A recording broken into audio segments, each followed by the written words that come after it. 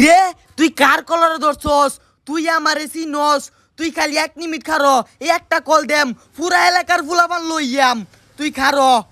Hello, কি হইছে ক?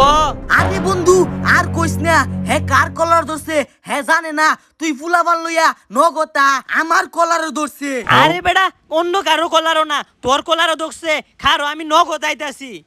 হ দোস্তু তুই তাড়াতাড়ি আ, তুই খালি 1 মিনিট খারো। আহ